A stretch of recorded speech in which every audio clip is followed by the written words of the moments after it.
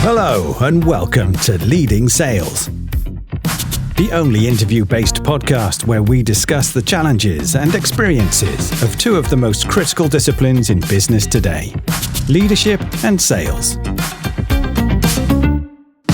Our podcast brings together industry experts, thought leaders, and authors to share insights, strategies, and real-life stories to inspire and educate our listeners on the art, science, and the dynamics of leadership and sales. And now, your host, George Gallas Sr. Hello, everyone. Good morning, good afternoon, good evening. Welcome to Leading Sales. Our special guest today is Shannon Cassidy, an executive coach, team facilitator, keynote speaker, podcast host, and best-selling author based in Philadelphia, Pennsylvania. She's the founder and CEO of Bridge Between, a leadership development and coaching organization that works with companies to develop generous leaders, resolve conflict, improve performance, increase productivity, and foster inclusive corporate cultures. Welcome to the show, Shannon. Thank you so much for having me, George. This is exciting. It is exciting for me too. You and I connected, I don't know, more than a year ago, probably a year and a half, coming close to 2 years. And then you invited me to your own podcast. So thank you for that. I had a lot of fun with that. So why don't you start telling us a little bit about yourself? Thank you.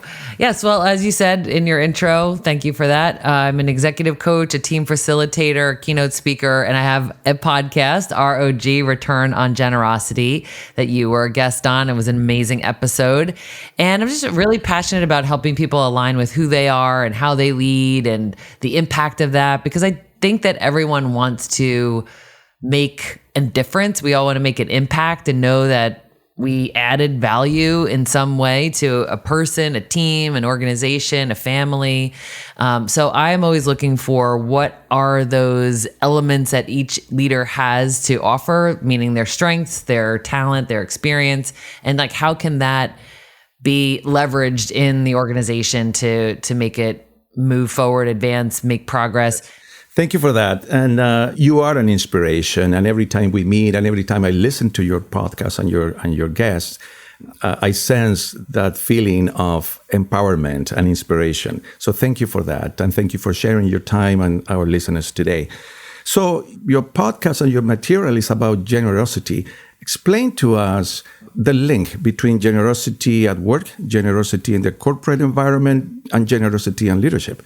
Thank you for that. It's a big passion of mine. And, I'm someone who looks for patterns and I try to synthesize and say, like, what is common or not common about what's going on here.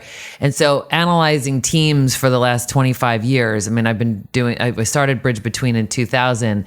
A pattern emerged for me around really effective leaders, or what was in the gap for those who were aspiring to be really effective, generous leaders, but not there yet. And in that gap, it's really generosity. And what I mean by that, and I think to your point of like, what does this mean for us personally, professionally, as team leaders, as individuals? I think of generosity not in the financial sense, because unfortunately, generosity is often linked to financial giving, like philanthropy. But what I mean is more around giving when you don't really even have to, like when it's just discretionary time, energy, interest, love that you're offering to someone, and be that feedback, mentoring, forgiveness, opportunities, exposure. Hugs. And so, yeah, where? Hugs, giving hugs. Yes. Right. For those who don't mind physical touch, right? A hug is generous. It's like you're connecting and empathizing with someone. And I think for people who are looking at that as a strategic advantage, which what it is, I think unfortunately generosity can get lobbed into the same category of like kindness, where they think of it as a weakness or soft or even vulnerability. But if you and I know, like, the more you're generous or kind or vulnerable or any of those things, really the more effective you are, the more likely you are to have people want to follow you, to want to stay with you, to trust you. And then you think about the speed of trust, like how much quicker can you get things accomplished because you've already got that equity built with that person. They know that you have their best interests in mind. So I think of it as both the right thing to do. It feels good. Why I say return on generosity is because you get so much more than any of us could ever give. And it is a strategic advantage. And as leaders, we are seeking followers. We're seeking to lead, and people need leadership, and people need to follow. And there's many different styles, and that's probably my next question. But I remember when you and I talked before, I talked about return on compassion, my ROC version of your ROG. Yes. And truly it's the same thing, right? Leading with compassion means spending time, giving advice, being generous with everything you do with those around you. That tends to facilitate the development of that relationship, that intimate relationship that needs to happen between the leader and the follower. It makes life much, much simpler, fun for everyone. So I said my next question, leadership styles. Over your career, over the years that you have worked both as an employee and then later you started in year 2000 coaching, the different leadership styles, I'm sure you've seen it all, right? The good, the bad, and the ugly. What works? What doesn't work? Is there a silver bullet? I think of it as situational. I think that as humans, we have good days and bad days. So I've decided to look at it from the perspective of 3 kinds of leadership styles. And I have a quiz on my website about generous leadership, and there's 3 outcomes. And those are the 3 styles that I'm about to talk about. So one of them is go, go, go CEO, which is the person who's just like always giving, always doing, always in action and exhausted. So somebody who's in that state, and that's why I think it's a state, and be that out of necessity, maybe life is just throwing you a lot of curveballs, or you've had some unfortunate, unexpected circumstances come and it's just causing you to be breathless.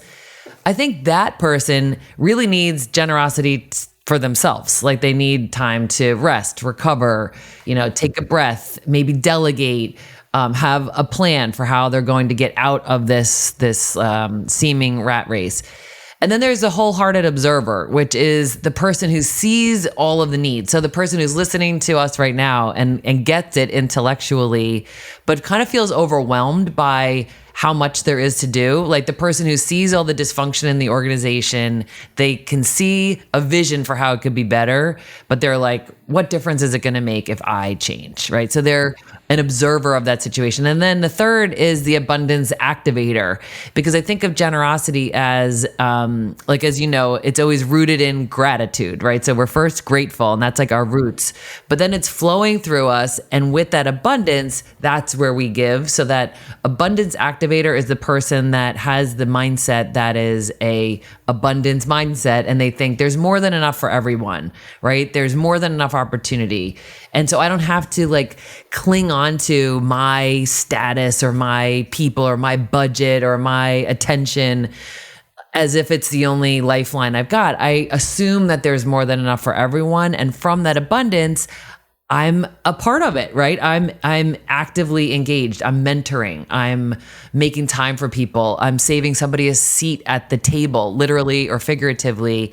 And I think that those are 3 of the styles of leadership that I see. Good. And yeah, you were mentioning the first one is the go, go, go CEO. I call them the I gotta syndrome. I gotta do this. I gotta do that. They're always busy with top priorities, but those are the corporate, hardcore, what we call KPIs, financial priorities most of the time. So I got to do this, I got to finish this, I got to increase this, I got to improve that. And we're not making enough time for the other aspects, the ones that you just touched on. And let's discuss a little bit about management versus leadership. I'm sure we have a ton of managers listening to us right now, and they're questioning, what is the difference? What makes a manager a leader? Is a leader necessarily a manager? Yeah, well, I think that a manager is somebody who is responsible for, P&L or a project or a team of people who have a deliverable. So you're managing something from one state of completion to another. I think a leader is maybe a manager, but that person is more like, you're less about the tactical project and specifics of like who's doing what, when, where, how, like the RACI model. And you're more around the like, what is the environment that the people are working in? So if we were going to think of it like a fish, like if a fish in the water, I think of a manager as like making sure that the fish goes from this place to this place to this place and eats at a certain time and whatever. The leader is about the water. It's like what is the climate or the environment that these fish are swimming in? And if it's toxic, how am I taking it upon myself to make sure that it's clean? And so I'm optimizing the activity of the fish or whatever living thing you're responsible for. So I think it's more around the water. I love it. You talk about the fish and the water, the environment, right? The leaders are supposed to take care of the environment, right? We take care of those in our charge. We're not in charge of them. We take care of those in our charge. And that's exactly what you're saying. I love your phrase about the fish and the water. It's hard to describe the culture. It's hard to describe the water. I think the relationship between the fish and the water is an emotional relationship because you can't describe it. It's subconscious, it's subliminal. But the fish, if it doesn't feel comfortable in the water, the fish migrates to different waters. The fish quits the water and go find a different water, right? And that's when we have retention problems. So that's why it's so important, and I love your comment, it's so important for leaders to foster the right environment, to create the right chemical balance, as in a fish tank. When the fish tank goes out of balance, the fish starts to die, right? They get sick. But this podcast is called Leading Sales. And so it's not a half and half split, but I've devoted half of my life or more to leadership and the other half or more to sales. And I'm passionate about both. And I wanted to know from you, in your interactions with your clients, first of all, have you interacted with sales organizations? Have you helped sales organizations on the leadership side? Can they improve their sales performance by affecting leadership in the sales organization? And have you seen similarities in the way sales organizations behave as they are an element within this big ocean of water, being the big corporate culture? And is the leadership at the top affecting performance of the sales teams? You know where I'm going with this? Yes, I know exactly where you're going with this. And I think it has a direct correlation. And I think it has that abundance mindset coming back again, is that when sales leaders have an abundance mindset, like there's more than enough opportunity, there are more than enough clients or partners or customers or whomever you refer to as the people that you sell to.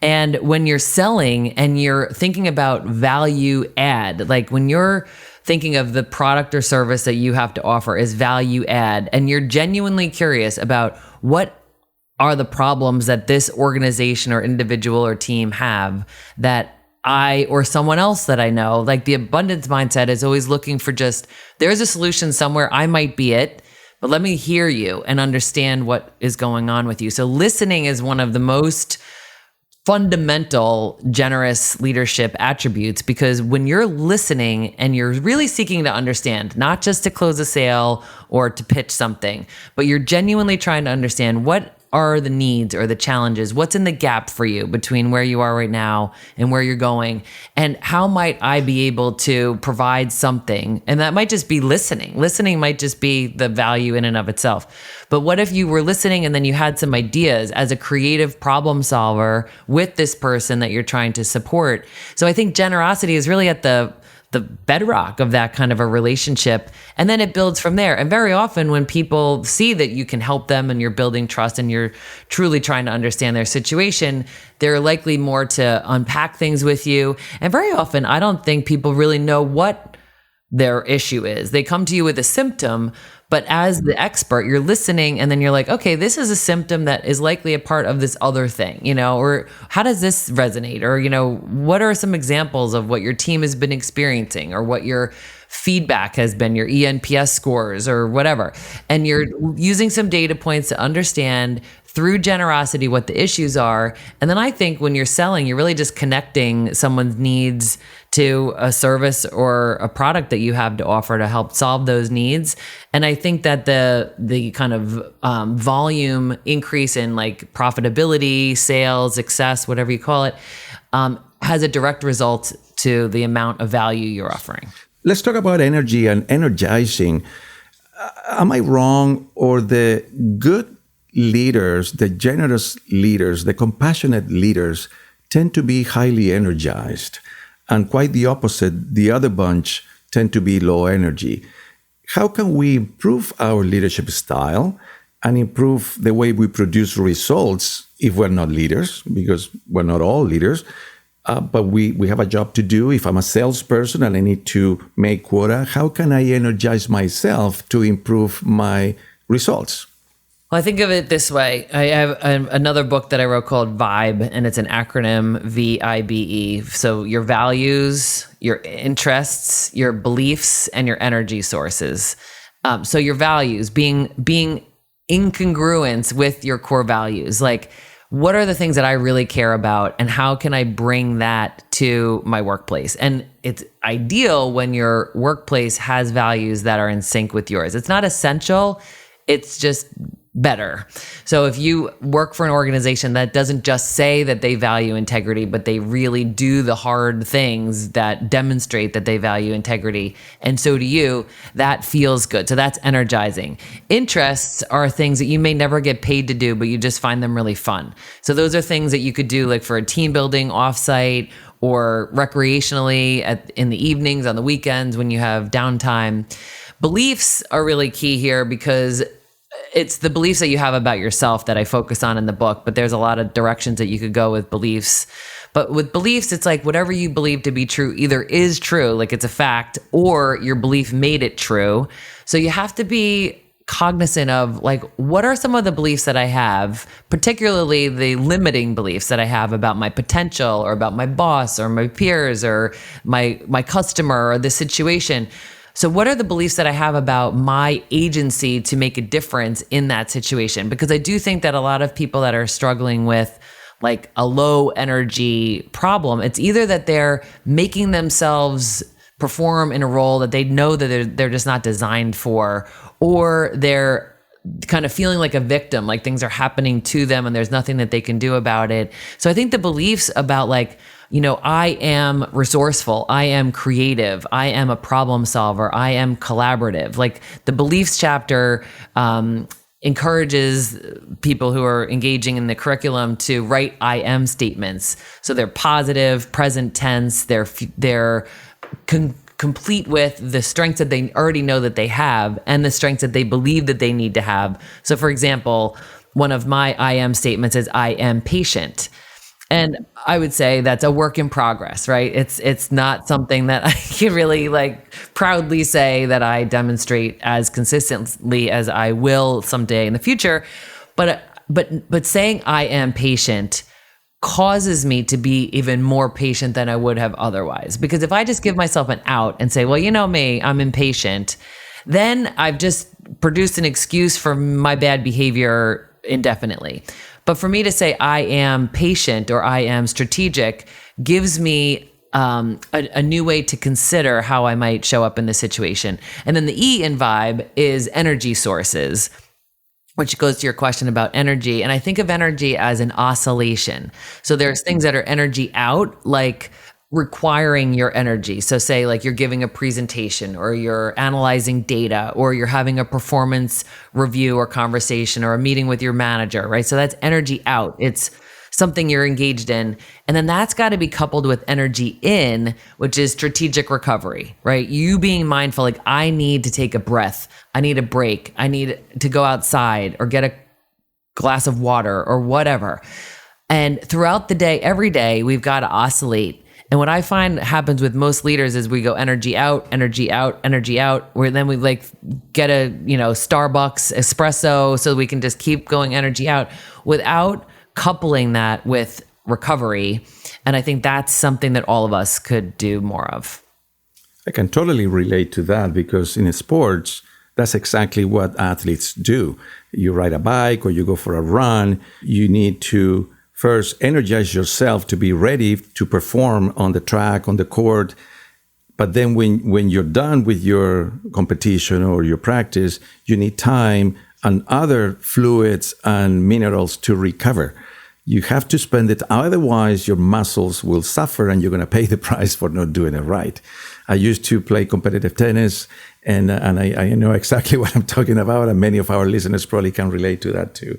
So I heard you talk about being consistent and finding the energy to be consistent, and that reassuring message to yourself that I am this and I am that. That the brain, there's science behind this, and the brain will take those words, especially if you repeat them constantly. If you repeat them, the brain will take action based on those assertions. But yeah, it's finding the energy to be consistent and realizing that we all lose it at times. I am patient, and sometimes I lose patience. I am compassionate. I am generous, but sometimes I lose it. Sometimes I just explode and I can't deal with frustrations anymore. And that's why the more, in my opinion, the more aware we are of our own frustrations, the better we can deal with them and start reassuring ourselves with those reminders. I am compassionate. I am patient. I am this. I am successful. I am creative. It's so powerful and so good in so many ways for so many people at so many different levels that we just need to take time. And if we do make the mistake of losing it, we have to take time to, number one, recognize it. Number two, go back to those that were around us at the time and apologize. And recognize that we made a mistake, that we are aware of it, that this is not the way I am. I just had a moment, and sorry for that. Thank you for understanding, and thank you for your supporting me. Right, absolutely. And that's a generous thing to do. It's a humble, sometimes scary, vulnerable, generous thing to do, is to acknowledge that you hurt someone and not give yourself an excuse like, oh, well, I was busy and they probably understand. No, own it and make it right and learn from it. And then I think that, back to culture, that creates a culture of accountability, ownership, not perfection. Like, that's never going to be a reality. We're not going to have a perfect anything. Leadership, communication, culture, it's going to be flawed because it's created by humans and we're all flawed. But for us to say, I had an off day, that was like, the way that I reacted was not commiserate with or aligned with the thing that I was upset about. Yeah. And I own it. Exactly. Yeah. And that is a 360-degree circle where you give that. It's a way of giving, right? And it's a difficult thing to do. It takes courage. But if you do it, others will make note and others will start doing it as well. Right. And that's where the culture starts to change. That's right. So you consult with many companies in North America. Tell us about your clients. Who are they? What kind of companies you work with? And what kind of settings? What kind of problems you solve? Why do they hire you? Organizations typically hire me when they want their culture to match their ambition, right? I coach executives who are outwardly successful, but inwardly they're spread really thin. Like, they have teams that are either, not functioning well or they're not aligned. And so very often I work with people on like aligning their leadership behaviors with their organizational values. Back to that. Sometimes if they're the senior most leaders, we first have to get clear, like, are these actually our values? Is this what you value? And if so, what does that look like? When have you demonstrated that? So really challenge them on that. But how are their behaviors aligning with the values? I help build cultures of clarity, appreciation, and energy, a lot of the things that we've been talking about already. Helping teams on how they communicate, that's really key. And part of communication is feedback. How can we share productive, effective, direct feedback?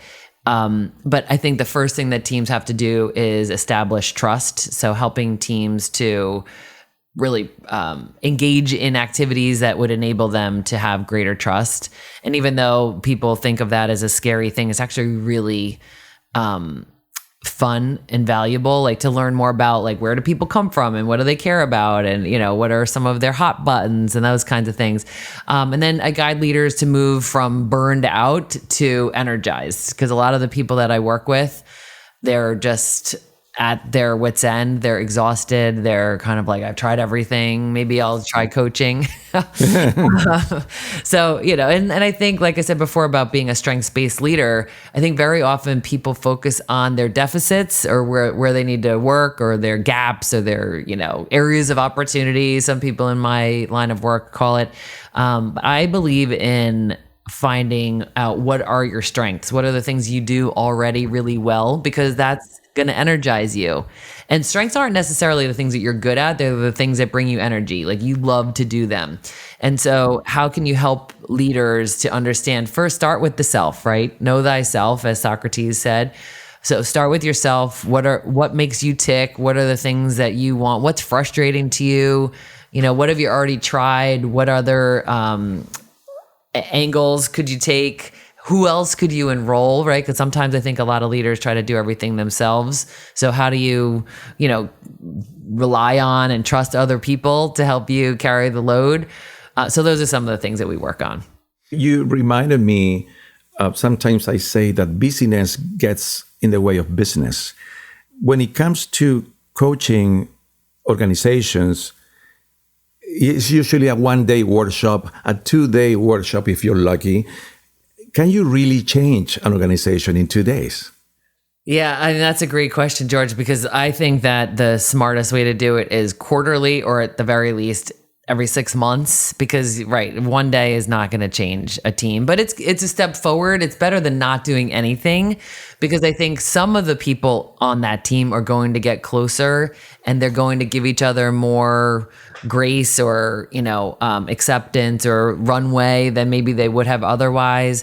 There's going to be a sentence or two that's said throughout that day that really resonates with each person, that makes them want to believe in the possibility of that team being a high performance team. So I think it is worthwhile, and I want it to go beyond being interesting. I think it's interesting always, but that's not really what they're after. They're after transformation. So in order for teams to transform, it does take good hygiene. And so if the teams can come up with agreements or practices or things that they will do on a regular basis, and then they build it into their agenda, maybe once a month, and somebody internally is running that, or maybe they share, like, it's your meeting this month, it's my meeting next month. But somehow there's an accountability to the things that they bothered to figure out in that session together, that could help. But teams are so dynamic and diverse at the same time.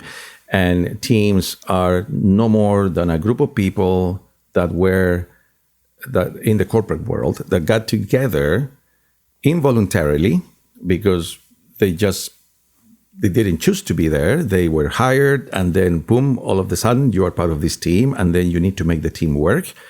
And the team will not work until certain elements are in place. You and I talked at length before, when we met, about building trust and then understanding what that trust means. And building that foundation takes time. It cannot be built in a 1 or 2 day workshop exercise, even if you go offsite. And there's the diversity in the team. There's people that don't want to be there. There's people that say, there's nothing for me to learn here, right? And there's other people that are so excited to be there, and that open, and with an open mind, and willing to learn and absorb, and willing to help others learn. Maybe learn is the wrong word. Maybe is improve, is get better, grow, exactly. But that takes time. That's what I've seen over and over again. Small, medium, large corporations trying to transform an organization in a 2-day offsite. It takes time. It's what I call the dripping effect. You have to drip it, and you have to instill it. You have to insist on whatever we learned on that offsite meeting. Let's revisit it this month, and let's do it again the next month. And then let's add something new. Let's drip something new now. And it's like learning a new sport or learning a new language. You have to practice and rehearse, and you have to insist every time. And it's hard to do it when you're just parachuting yourself in. You do your magic, but then you fly off and you go away. And you can leave homework behind, and the teams can say, yes, I commit to doing this every week. But let's face it, we don't do it. Yeah. And, George, you and I have talked about building trust a lot. And I would love for you to share with your listeners, what are some of the things that you think enable teams to experience greater trust? First of all, is being honest at all times and at all costs. There's no excuse for not being honest, not being truthful, not being genuine. We humans, we trust others not because of what they tell us. It's because of the subliminal message they send to us with everything they do and say. It's not only the voice, it's also the things that you do or don't do. And those are choices. We choose to act or not. We choose to do or be passive. And the actions that we take build a persona around us. It's our voice, it's our words, but also our actions. And people choose to trust that persona or not, right? So we have to be consistent. Whatever persona we choose to be, we have to remain truthful to that. And the more honest, the more transparent, showing our true colors. And not pretending to be someone we're not. People appreciate that. I appreciate that. I get turned off when I see somebody, when I meet someone that is pretending to be someone they're not. Immediately, the trust disappears. It's going to take much, much longer for that person to build trust with me if I see a fake persona. I prefer humility, right? I prefer honesty at all times. So, and in the corporate environment, just giving time to people, spending time with people, listening to them, not cornering yourself in the corner office, quote unquote, shutting the door and don't bother me. It's quite the opposite. It's not a corner office, it's just a regular office, even better yet, a cubicle, and be surrounded by people and be open, mingle with them and listen to them and act on their askings. If they say, I have a question or I have a need or this is not working for me, solve it. Anyway, Shannon, and what size of companies do you consult with? All sizes, or you tend to be on the bigger side? Yeah, mostly really large international organizations. I find organizations so fascinating. I knew when I wanted to become a coach, I knew that the playground that I wanted to play in, the water I wanted to swim in was corporate America, because I think it's so complicated, and not necessarily corporate America, but corporations. And I think that the multi-dynamics and the complexities of offices in different countries and like all of the ways that the organizations are structured. And then I also think of it as good opportunities for the talent within those organizations when it's a large company and they have a lot of opportunities for growth in either lateral or vertical moves. So I think that's good too, is, for people to continue to grow in their careers. But I have partnered with many startups over the course of my tenure. I've partnered with smaller companies, 30 to 100 to 1,000 people. And those companies are really exciting because you get to see the evidence of the work like immediately. So that is something that I love both. I like the complex, multi-tiered corporate type of structures for the complexity and the challenge of it. But I love the small organizations for the tangible, visual, like everything about it. You can see the impact like night and day. So that's fun. So I like both. I've been lucky enough in my career as well to work for both large, mid-size, and small organizations too. And you're right, the large companies, the multinationals, they feel like icebergs. They move very slowly and they're hard to influence and they're hard to change. The smaller ones are like ice cubes. You can just kick them and they move right away. Yeah. And they're more dynamic that way. They just, in many ways and in many cases, they lack the deeper pockets that the larger organizations have. But sometimes, numbers are deceiving. Multi-billion, it doesn't matter. Companies operate on budgets. And if the budgets are small, regardless of the size of the company, you have to operate within those budgets. Sometimes a smaller company has allocated a larger budget for whatever task. So we have to keep that in mind with dealing with companies of different sizes. But you're right, they're more dynamic. It's a more do or die type of situation for them. They either change or sink, whereas the larger ones, we've been doing this for so many years, we're not going to sink tomorrow. We can keep on surviving for many more years to go. Right. Yes. And that's where I think in both cases, understanding who the stakeholders are and, what are the dynamics and what are the real goals and objectives of the organization and, what is the competitive landscape? What is their competitive advantage? Like those things are true no matter who you are, but you're going to see like a more obvious change in the smaller organizations. But I think with the larger organizations, what I have found is if it takes off, like especially if it starts at the senior leadership level and they buy into like why this matters and what we're committed to, because at the end of the day, you're always going to get results in whatever you focus on.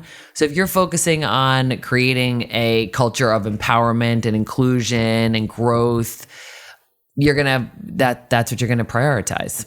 So you've interacted with multiple leaders. I don't know how many. Do you even know how many have you dealt with? No, hundreds, and I look in my former clients folder, it's many thousands. Many thousands, yeah. Yeah. So you've seen it all. You've heard it all. Have we learned anything? Is leadership in crisis? Well, I don't think leadership itself is in crisis. I think some leaders are. So the model of leadership rooted in control, perfectionism, doing it all, I think that's crumbling. We're witnessing a shift toward generous leadership, like we've been talking about, where leaders give up control. They give thanks. They're grateful and appreciative. They give themselves and others a break. So the crisis is the misalignment between outdated expectations and emerging needs. So Shannon, tell us in teams, how can leaders be generous with their team members? Give us examples of that. Yeah, I think some of the things that we've talked about already, just to recap, is listening, active listening, really seeking to understand, giving people time. I mean, very often leaders have one-on-ones scheduled with their team members, but they don't always have those meetings. They get rescheduled, they get shortened, they become like, walk with me down the hall on my way to this next thing. And, and that's not giving people attention. So I think in a world where there's so many ways for people to get our attention with our phones and all of our notifications and our beeps and our buzzers and our watches and our smart everythings, I think giving people attention is so precious.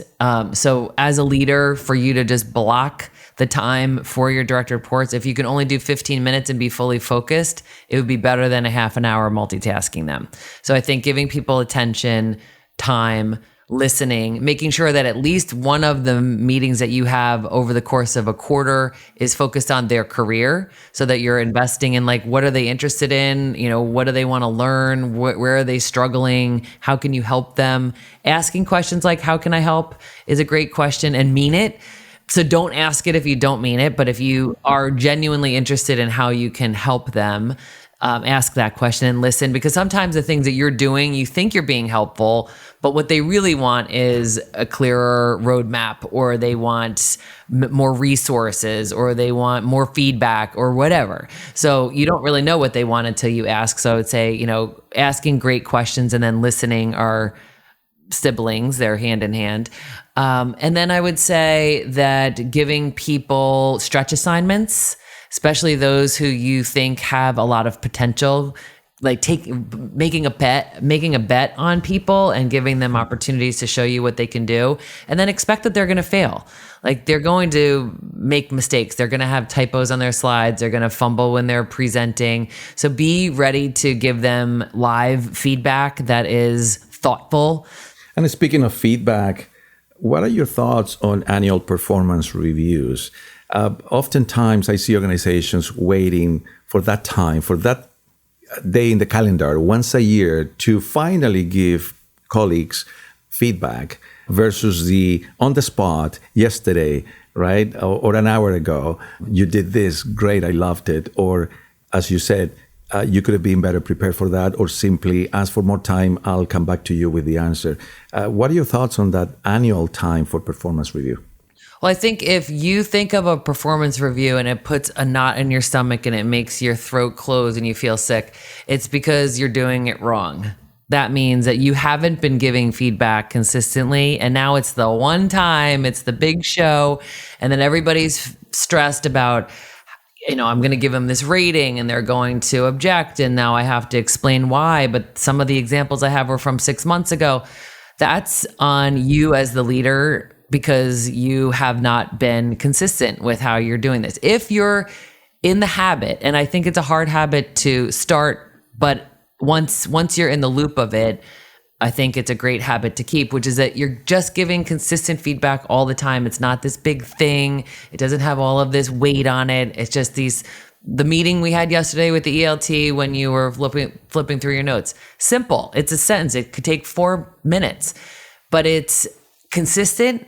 And then by the time you're giving your annual review, which most of us are required to do, then it's easy. It's really just a summary. You take your no surprises. No, it's not a crisis. You're just summarizing. The person's not surprised. That's another cue if you're not doing it well. If the person is surprised at all, that's like a reflection on, I would say, ineffective leadership throughout the year.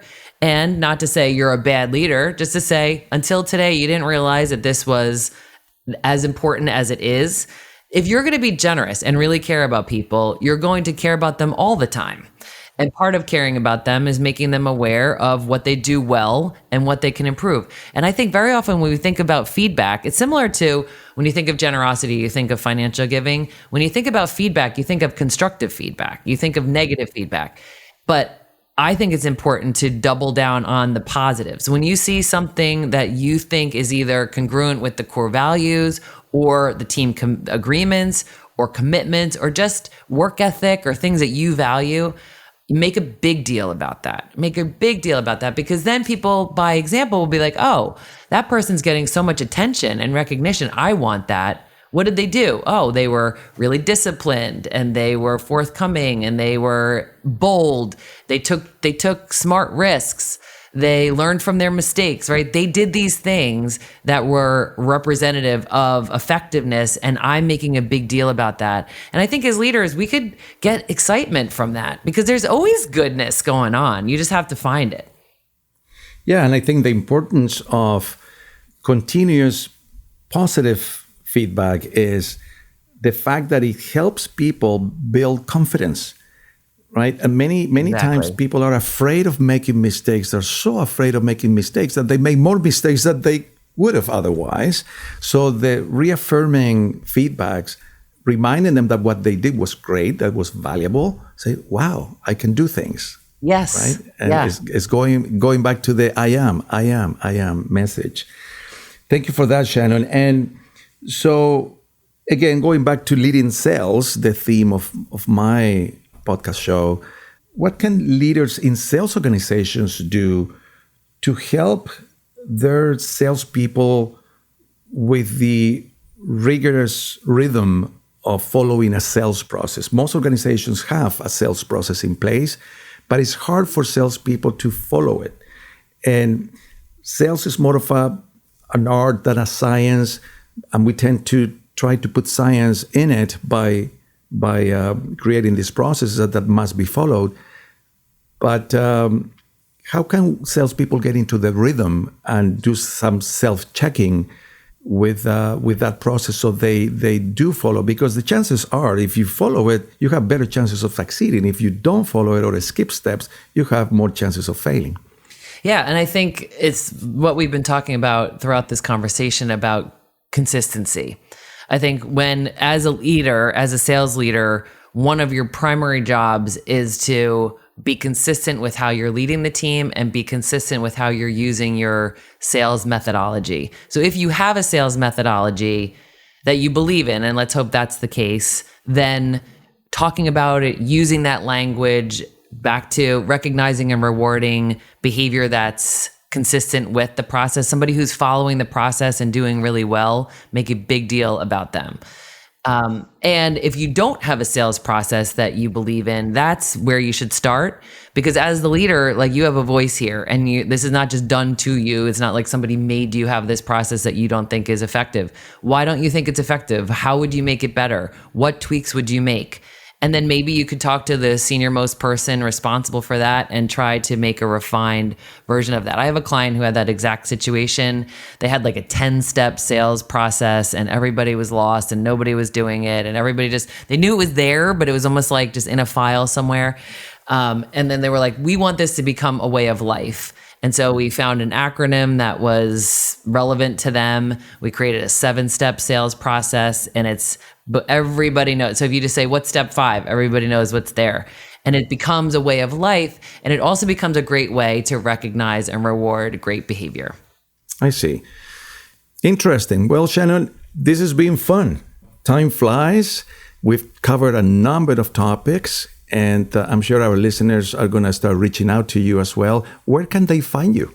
Thank you. So the easiest way is shannoncassidy.com. That takes you to bridgebetween.com, which is a little more characters and complicated. So if you just take my name.com, everything is there. The quiz, the free quiz is there. Link to the podcast, your episode is there. So if they go there, that would be a great resource. So Shannon, thank you so much for being with us today. I enjoyed our conversation. That was fun again. Thank you for hosting me. I don't know how many months ago, maybe 5-6 months ago. Mm-hmm. And it's been a pleasure having you on my show now. And as we talked at the beginning, Shannon is the CEO of Bridge Between, a consulting firm that specializes in leadership development and coaching organization for companies of all sizes. And Shannon also has a few books that you can, I assume, find on Amazon and other outlets. And if you are not subscribed yet, please feel free to subscribe to her podcast, Return on Generosity. Thank you so much, Shannon. It's been a pleasure having you on my show. Thank you so much, George. I loved it. And that's a wrap. We hope you've enjoyed today's episode of Leading Sales. Please make sure to subscribe to our podcast in your favorite platform. And don't forget to visit our page, leadingsales-podcast.com, for more resources on the art, science, and the dynamics between leadership and sales. Until our next episode.